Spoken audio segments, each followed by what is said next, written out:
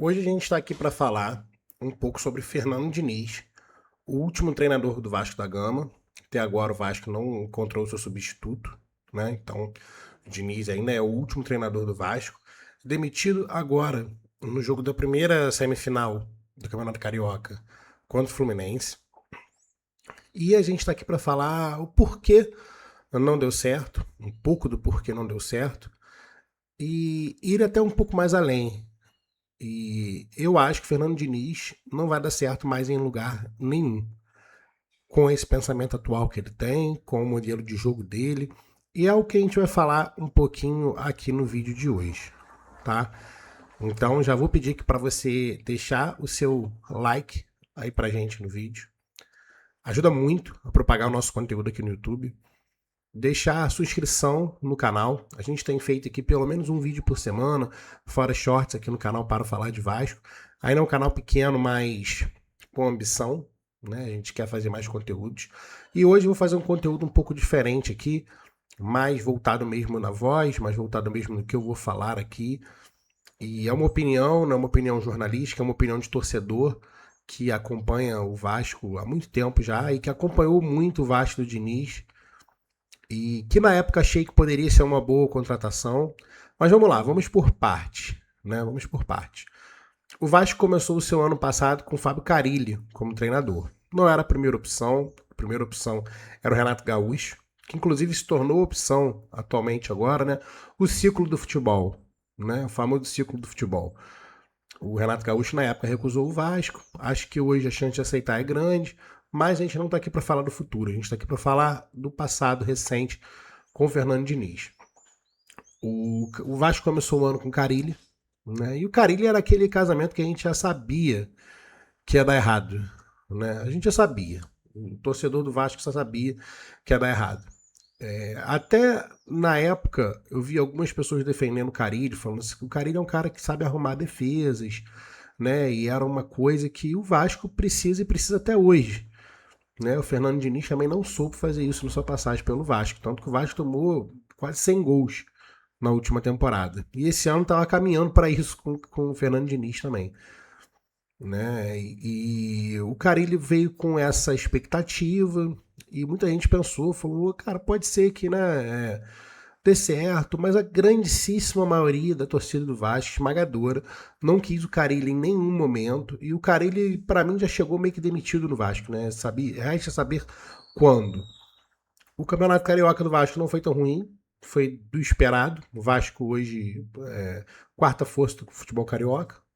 Né? O Flamengo e o Fluminense também acima do Vasco. O Botafogo também vem de bons trabalhos. Então, o Botafogo na época, né, era o atual campeão da Libertadores, o atual campeão do Campeonato Brasileiro. Isso quando o Carille chegou, né? O Botafogo ganhou tudo isso em 2024, o Carille chegou no começo de 2025 e o Carille já chegou demitido no Vasco.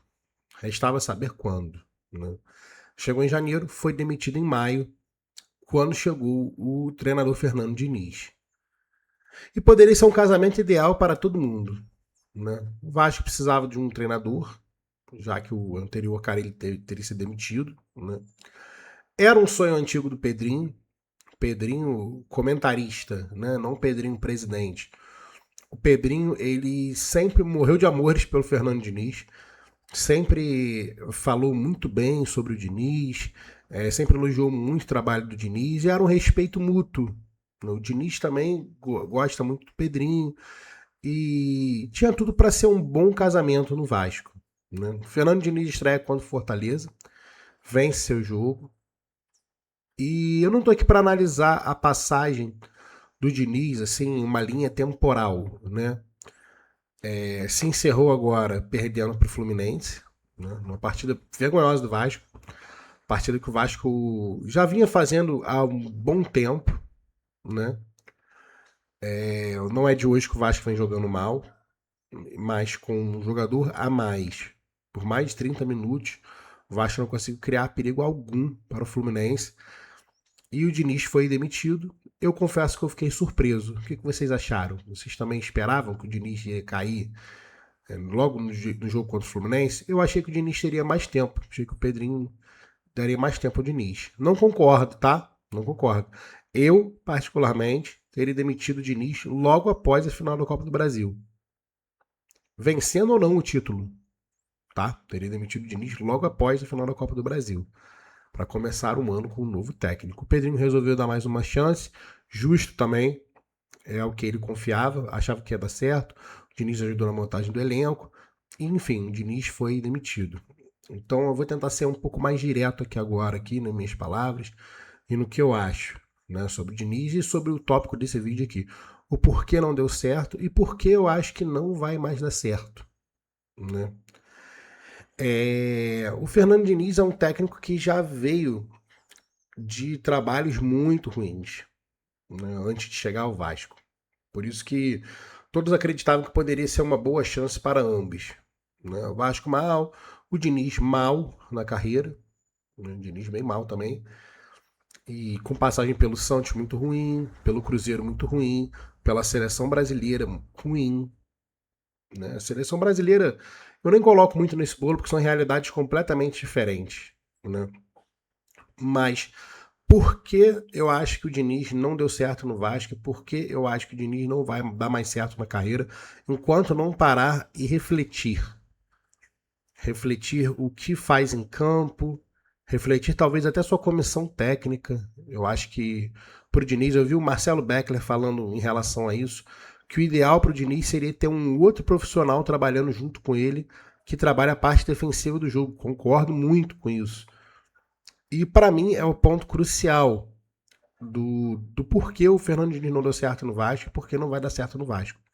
E em lugar nenhum, né? Não deu certo no Vasco, não vai dar certo em lugar nenhum, enquanto não rever algumas coisas do seu jogo, né? Primeiro, o Diniz sequer conseguiu emplacar aquele jogo dele no Vasco durante um momento sólido, né?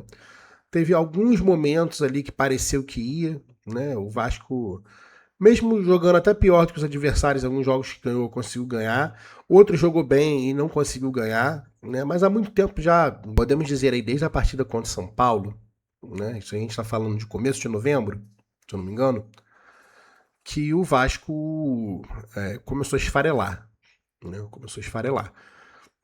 E o que eu penso em relação a isso, né? O Diniz, para retomar sua carreira, para conseguir ter um bom trabalho novamente, o Diniz precisa, para ontem, começar a dar importância para o jogo sem bola. Né? Para o jogo sem bola.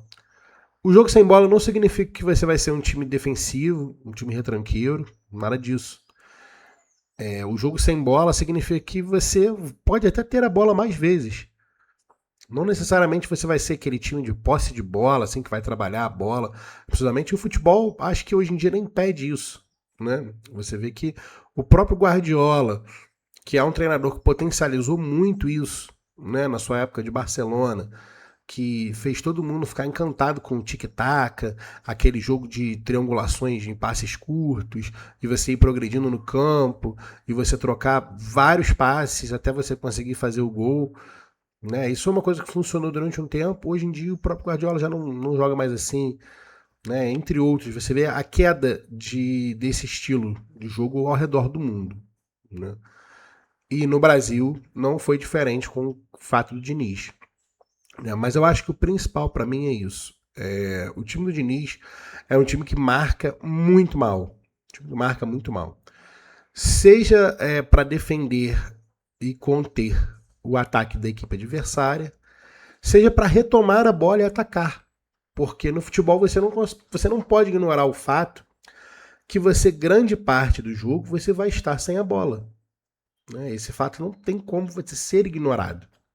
Então, se você não trabalha bem esse aspecto do seu jogo, você começa a se tornar um time muito vulnerável. Muito vulnerável. E você também não consegue pegar a bola em fases do terreno que você consiga criar mais perigo. E se você pegar os números aí do último jogo do Diniz, por exemplo, o Robert Renan deu mais de 80 passes. O Nuno deu 18. O Léo Jardim, muito mais passes do que o Nuno. Então você pega jogadores de defesa que trabalham a bola para esse time. Os jogadores de defesa estão em uma zona do terreno que é mais próxima ao nosso gol, naturalmente. A chance de você colocar um jogador de zagueiro para trabalhar tanto com a bola, ele errar e o seu time ficar exposto a tomar um gol é muito grande. É muito grande. E isso aconteceu diversas vezes no Vasco de Fernando Diniz. E muita gente falava assim, mas isso é erro técnico, isso é erro do jogador que fez alguma coisa e perdeu a bola, fez uma ação errada e perdeu a bola. Muitas das vezes sim, mas quando você tem um esquema de jogo que você força seus zagueiros, laterais, volantes ao erro o tempo inteiro, o erro vai acontecer. Isso é inevitável. Portanto que você via que os erros individuais eram muito grandes e as peças só iam se revezando. Uma hora o Piton errava, outra hora o Cuesta errava, outra hora o Robert Renan errava, e outra hora o PH errava, outra hora o Léo Jardim errava. E o Vasco obrigava a sua linha defensiva a trabalhar muito com a bola no pé. Sem uma objetividade, muitas das vezes, o Diniz não conseguiu trabalhar esse ponto também. O Vasco muitas vezes ficava tocando a bola ali sem clareza para sair jogando. E isso é óbvio que vai dar errado. Isso é óbvio que você vê no jogo contra o Flamengo, tudo bem, o Flamengo tem esse último jogo contra o Flamengo, né? Tudo bem, o Flamengo tem um dos melhores elencos da América do Sul, se não o melhor, é um time bem difícil de jogar contra, concordo. Mas você viu que o Flamengo pressionava o Vasco na frente, toda hora o Vasco perdia a bola em situações de quase cara a cara com o nosso goleiro. Então, para mim, o ponto principal do Diniz é, enquanto não se enxergar o jogo sem a bola, enquanto ele não conseguir enxergar que o futebol se faz mais sem a bola do que com a bola no pé, e você ter a bola no pé em determinadas fases do terreno também não adianta de muita coisa. Hoje em dia, você pega aí, por exemplo, o Barcelona do Hans Flick. É um exemplo muito bom disso. A gente estava falando do Barcelona do Guardiola aqui, né? Vamos no Barcelona do Hans Flick. O Barcelona do Hans Flick é um time totalmente vertical. É um time que não demora muito para acionar os seus pontas. E aí os seus pontas buscam progredir no campo, já numa fase mais avançada. Outro exemplo, PSG. A gente viu uma jogada que ficou famosa. Vou ver se eu consigo colocar aqui no vídeo aqui. Uma jogada que ficou famosa do PSG saindo a bola, chutando para o campo do adversário para poder avançar o seu time para pressionar no campo do adversário.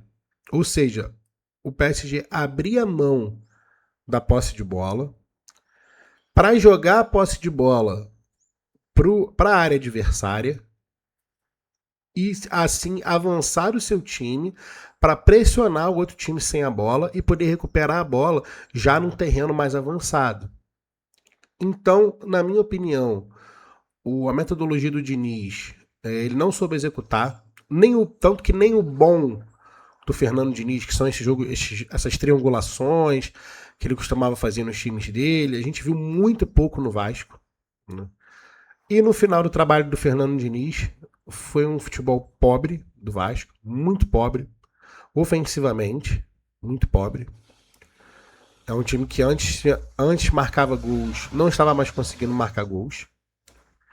E é um time que defensivamente sempre foi muito frágil. Então, acabou do jeito que acabou.